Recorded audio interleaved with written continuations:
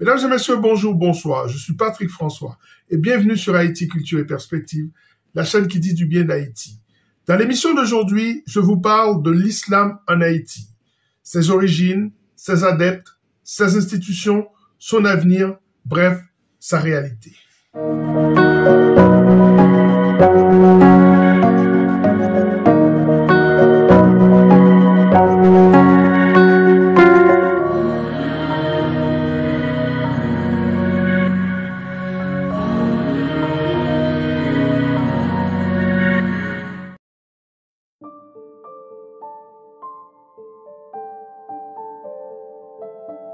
L'islam a été introduit sur notre île avec l'arrivée des premières populations esclavagisées venues d'Afrique au début du XVIe siècle. Les esclaves issus du Sénégal, du Dahomey, du Nigeria, étaient pour la plupart des musulmans qui, dit-on, lisaient dans un livre de droite à gauche, le Coran. Plus tard, on se demandera si François Mackandal, ce marron révolutionnaire, surnommé le Spartacus noir, était musulman. On dit que Duty Boukman serait musulman. Duty Boukman, le leader du soulèvement général des esclaves à Saint-Domingue, à la suite de la cérémonie du bois caïman le 14 août 1791. En effet, Duty Boukman serait né vers 1767 dans la région de la Sénégambie, aujourd'hui Sénégal et Gambie. Il a été capturé et vendu dans les Caraïbes, d'abord en Jamaïque, puis à Saint-Domingue. Aujourd'hui, l'appartenance musulmane de Boukman aurait été remise en question par le chercheur haïtien Rodney Dougan Salnave dans une étude documentée intitulée « Boukman n'était pas musulman ». Rien n'y fait. Les musulmans haïtiens en ont fait une figure majeure de l'islam haïtien et fonderont la mosquée Lakou Boukman. Une façon de lui rendre hommage et de se légitimer dans le contexte haïtien en soulignant le rôle fondamental d'un musulman dans la construction de l'État-nation haïtien. Puis, dans les années 20, des familles marocaines originaires d'un village de Fès se seraient installées en Haïti et auraient pratiqué la religion musulmane dans la plus grande discrétion. La religion musulmane n'a, semble-t-il, plus vraiment été pratiquée en Haïti, jusqu'à sa résurgence dans les années 90.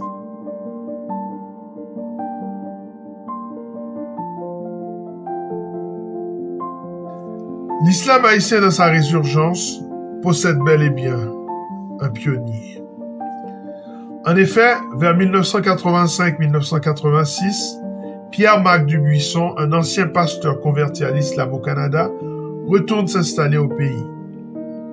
Il dit effectuer ce retour à la demande d'Allah, afin de renouveler l'islam en Haïti. Il devient l'imam Abdoul Al-Ali et fonde la mosquée Al-Fatiha à Delma 18 à Port-au-Prince. Ce acte marque officiellement le retour de l'islam en Haïti. Puis l'islam se renforce dans les années 90, plus précisément en 1992, avec l'immigration d'une poignée de familles marocaines. Les Marocains représentent la deuxième communauté musulmane du pays, après les musulmans haïtiens autochtones.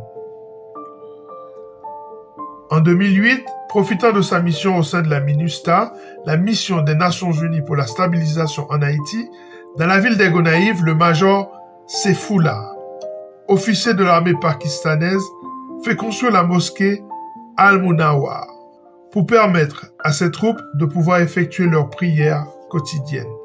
Mais c'est à la suite du séisme du 12 janvier 2010 que l'islam se renforce en Haïti, en s'investissant dans le tissu social via des projets en tout genre. En effet, un certain nombre d'organisations islamiques et de groupes de secours se sont rendus dans le pays dans le but d'apporter une aide. C'est le cas notamment de l'organisation Islamic Relief USA, Secours musulman, la fameuse IRUSA, une ASBL très puissante et très efficace basée dans l'État de Virginie sur la côte est des États-Unis. Cette organisation construira en Haïti près de 200 abris et une école secondaire. Non seulement ces organisations musulmanes vont venir aider Haïti, mais traumatiser une partie de la population se convertira à l'islam, une manière de s'écarter du christianisme qui n'a pas pu les sauver de ce désastre, celui de trop. À ce propos, Robert Dupuis, un imam de Port-au-Prince, nous dit ceci. Après le séisme, nous avons eu beaucoup de nouveaux adeptes. Nous étions organisés. Nous avions de l'espace dans les mosquées pour recevoir des gens et les nourrir. Le rapprochement entre l'haïtien et l'islam est encouragé par un autre phénomène, sanitaire cette fois. En effet, en 2010, une épidémie de choléra fait rage en Haïti et fera un bilan effroyable de plus de 10 000 morts, selon Eliane Pelletier du New York Times. Certains seront séduits par la dimension hygiénique de la religion musulmane qui accorde une place prépondérante à la propreté.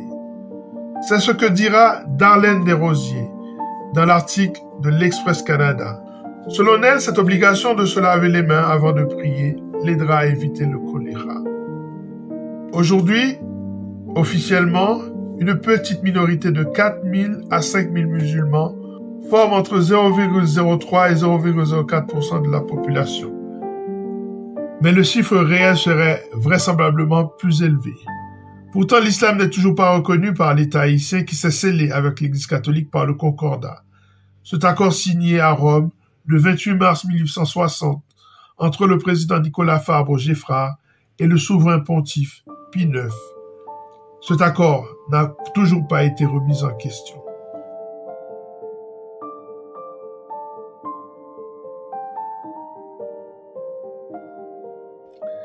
La Constitution haïtienne de 1987, par son article 30, garantit une liberté de culte. Voici ce qu'elle prévoit précisément. Toutes les religions et tous les cultes sont libres. Toute personne a le droit de professer sa religion et son culte, pourvu que l'exercice de ce droit ne trouble pas l'ordre et la paix publique. Selon un rapport de l'US State Department, publié en 2019 sur la liberté de religion dans le monde, Haïti est l'un des meilleurs élèves de la classe en matière de respect des cultes. Cependant, l'État haïtien accorde un traitement préférentiel à l'Église catholique. Ainsi, même si l'État ne reconnaît pas l'islam comme religion officielle, il ne l'interdit pas. Ainsi, la liberté de prosélytisme lui est reconnue à travers ses écoles et ses centres. Ses leaders sont libres et influents. Et les mosquées se multiplient dans tout le pays. Le Conseil national des musulmans haïtiens continue de demander au gouvernement haïtien une reconnaissance officielle.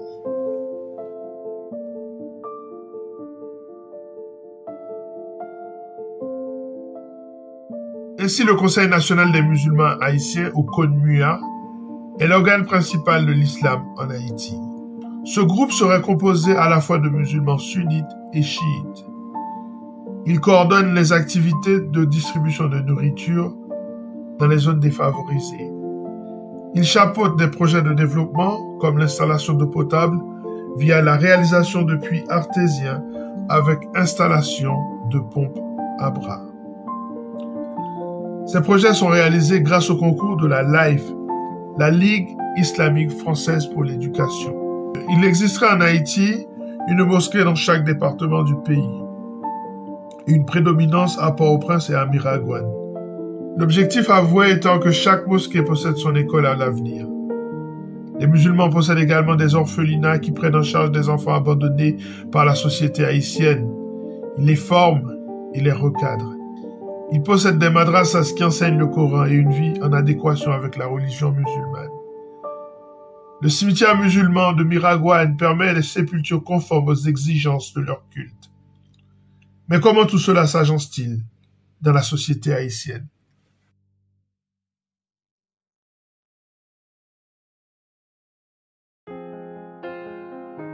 L'islam haïtien est majoritairement d'obédience sunnite, malgré une présence marginale chiite.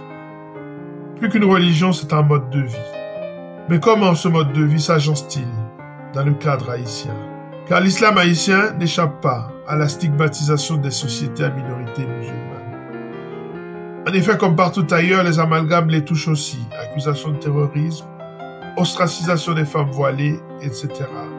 Cependant, ces incidents demeurent marginaux. D'une manière générale, la société haïtienne fait plutôt preuve de tolérance envers les musulmans haïtiens. Des magasins de produits halal permettent aux pratiquants de consommer selon les exigences de leur culte. Force est de constater que les musulmans haïtiens peuvent pratiquer leur religion librement et les études islamiques sont disponibles un peu partout sur le territoire. Le prosélytisme y est de mise et le nombre de convertis en nette hausse, prenant une place laissée vacante notamment par la religion catholique, qui n'a pas toujours adopté des postures très populaires. Une chaîne de télévision présente une émission consacrée à l'islam. Il s'agit de la chaîne Télémax et son émission Islam en Haïti. Cette émission contribue à la conversion de beaucoup d'Haïtiens à la religion musulmane. Son propriétaire est un homme de médias influent, Billy Kishner Bilal Akadir, un ancien catholique qui s'est converti à l'islam il y a de ça 20 ans. Un homme qui pense qu'on assiste à un retour de l'islam en Haïti et aime souligner le rôle de Duty Bookman dans la fondation de la nation haïtienne. Conscient de la force montante de l'islam en Haïti, Billy Kishner Bilal Al-Qadir dit ceci. L'islam revient en Haïti pour rester. Les futures générations, mes fils et mes filles, parleront de l'islam. En 2001, sous la bannière du parti Famille Lavalas, Naroun Marcellus prête serment et devient le premier musulman élu à la Chambre des députés. Il y siégera jusqu'en 2004. Puis, il sera élu au Sénat comme représentant du parti Réseau National Bouclier dans le département du Nord. Ainsi, par cette représentation politique, l'islam fait sa place.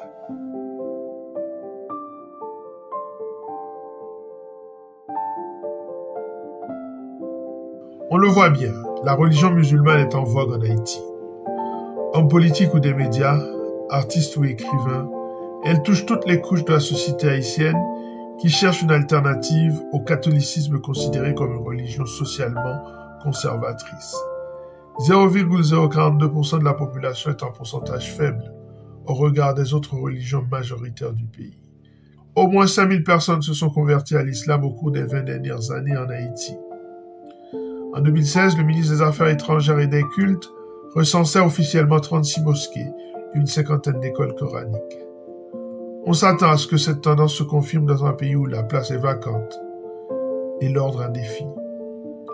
Sentant à la fertilité du marché haïtien, Louis Farrakhan, le leader historique américain de la Nation of Islam, effectue une visite de 5 jours dans le pays pour la première fois en 2011 et son discours sur le Champ de Mars, le 15 décembre, a touché les foules. Il dira ces mots qui résonnent encore. Soyez unis, car c'est le pouvoir qui vous libérera de l'agression et de l'oppression étrangère. Haïti est endetté, la Jamaïque est endettée, Trinidad est endettée, l'Afrique est endettée et la dette est une autre forme d'esclavage. Ceci constitue, à n'en pas douter, un geste fort, fondateur. Aujourd'hui, les musulmans d'Haïti vivent paisiblement côte à côte avec les catholiques, les protestants, les vaudouisants et les autres. Voilà, ça est terminé pour cette émission consacrée à l'islam en Haïti. J'espère que vous avez appris quelque chose. À très bientôt sur Haïti Culture et Perspective, la chaîne qui dit du bien d'Haïti pour une nouvelle émission consacrée à la culture haïtienne, si riche et si variée. Et n'oubliez pas que jamais Francis Fukuyama n'a parlé de la fin de la culture.